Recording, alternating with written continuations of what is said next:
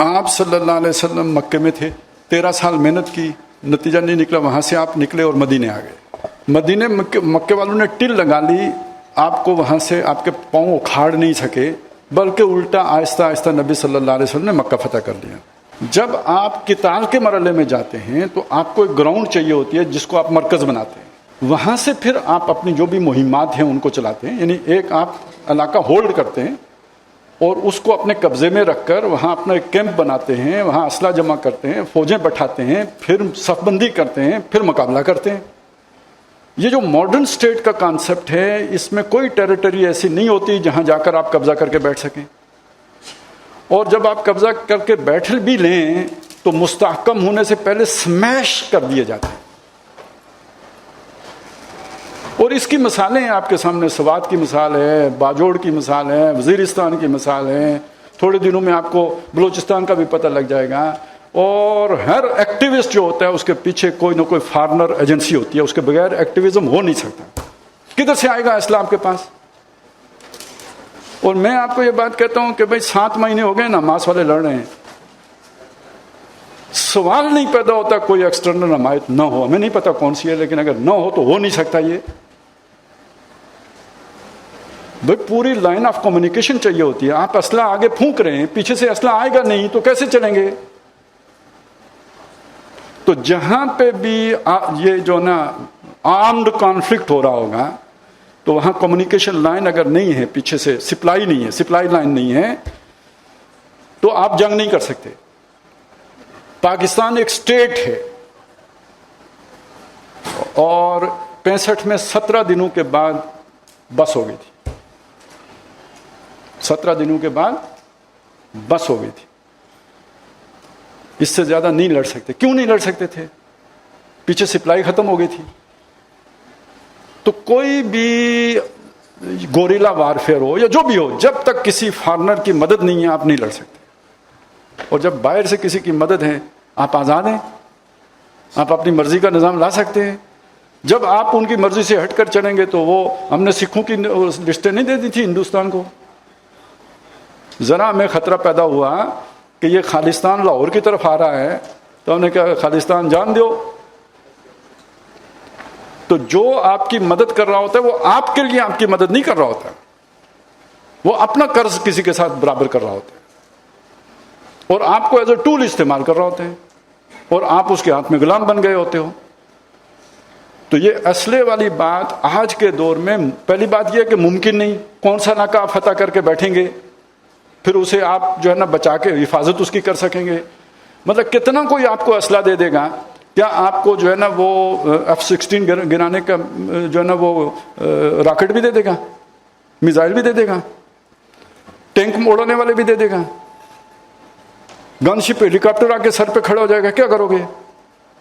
تو یہ out of question ہے. پہلی بات تو یہ سمجھ لیجئے. دوسری بات یہ سمجھ لیجئے کہ یہ جو ڈیموکریٹک پروسیس ہے نا، اگر آپ کے لیے کوئی گنجائش نکلتی ہے تو اسی کے اندر نکلتی ہے. اس کے بغیر بھائی آج سے 14 صدیاں پہلے حضرت حسین رضی اللہ تعالیٰ عنہ کو کسی نے نہیں اٹھنے دیا. آپ کو کیسے اٹھنے دیے گا کوئی؟ وہ ریاست جو مکے والی تھی وہ کمزور ریاست تھی، وہ باقاعدہ کوئی ریاست تھی ہی نہیں، اس کی باقاعدہ حکومت ہی نہیں تھی. اب کوئی 1 انچ زمین نہیں ہے کہ جہاں پٹواری رجسٹر لے کے نہ بیٹھا ہوا ہو یا اس کے رجسٹر پر وہ جگہ لکھی ہوئی نہ ہو. اور ریٹ آف گورنمنٹ آپ کو معلوم ہے کیا چیز ہوتی ہے. لہذا یہ آؤٹ آف کوسچن ہے، یہ دیوانے کا خواب ہے، یہ کبھی نہیں ہو سکتا. رہ گئی بات یہ کہ جی یہ ایک تصور تھا الیکشن والا، اور یہ تصور جب تھا تو اپنی جگہ پہ اس کی جواز بھی تھا کہ بھائی یہ مسلمانوں کا ملک ہے، یہ بنا ہی اسلام کے نام پر ہے. ابھی لوگوں نے اتنی قربانی اسلام کے نام پر دی ہے، تو اگر اسلام پسندوں کو ووٹ دے دیں گے تو وہ اسلام پسند اوپر سے جا کے اسلام لے کے آ جائیں گے. لیکن یہ بات بھی 1947 سے لے کے 1958 تک ٹھیک تھی، جب آپ آئین بنا رہے تھے، جب آپ کی دستور ساز اسمبلی تھی جو دستور بنا رہی تھی. 56 میں آپ نے آئین بنا لیا تو 58 میں وائسرائے ہند نئے تشریف لے آئے. کیا نام تھا ان کا؟ ایوب خان. تو سب سے پہلے وہ آئین اٹھا کے انہوں نے پھینکا، اور اس کے بعد یہ 73 میں آئین مل گیا، لیکن اس کی ترمیموں نے بھی اس کا حلیہ بگاڑ دیا. اب وہی وائسرائے چل رہے ہیں، وائسرایوں کی حکمرانی ہے یہاں پہ. انہیں جمہوریت بالکل پسند نہیں ہے، مجبوراً جمہوریت کا جو ہے نا وہ کر رہے ہیں، اور الٹا ہم بھی ان کے ہاتھ مضبوط کر دیں تو آمریت آ گئی تو پھر کس نے بولنے دینا ہے؟ مصر میں کوئی بول سکتا ہے؟ تو اس لیے ہاتھ باندھ کے درخواست کرتے ہیں لولی لنگڑی جمہوریت کو رہنے دیں یار، اس کے خلاف نہ بولیں، کیونکہ ہمیں بولنے کی آزادی اسی میں. باقی خوشحالی کی بات وہ انہوں نے بھی بات کی ہے. خوشحالی اگر بولنے کی آزادی نہ ہو تو خوشحالی کو کیا کریں گے؟ ایک گھر میں آپ رہتے ہیں، دنیا کی ہر نعمت وہاں پہ میسر ہے، لیکن بات نہیں کر سکتے، دل کی بات زبان پہ نہیں لا سکتے. کتنا عرصہ وہاں رہنا آپ کو پسند ہوگا؟ ایک لطیفہ مشہور ہوا تھا، جرمنی جب تقسیم ہو گیا، دیوار برلن آپ نے سنا ہوگا، تو مشرقی جرمنی اور مغربی جرمنی دو ملک بن گئے. مغربی جرمنی جو ہے نا وہ کیپٹلزم یعنی وہ جمہوریت والا تھا، یہ کمیونزم کے زیر تسلط آ گیا. مشرقی جرمنی مشہور یہ تھا کہ مشرقی جرمنی بہت خوشحال ہے، ناشتے میں ڈبل روٹی ملتی ہے، لوگ خوشحال ہیں، ایکولیٹی ہے، سارا کچھ جو بھی کمیونزم کا تھا. تو لوگوں نے لطیفہ مشہور کیا کہ ایک کتا جو ہے نا وہ مشرقی جرمنی سے ہجرت کر کے مغربی جرمنی جا رہا تھا.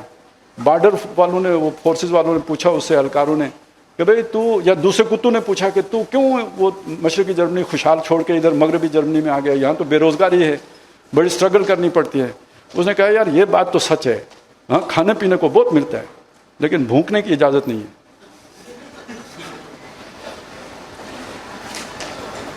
تو اظہار معافی ضمیر، اظہار خیال، یہ بہت بڑی دولت ہے جہاں انسان کو یہ میسر ہو.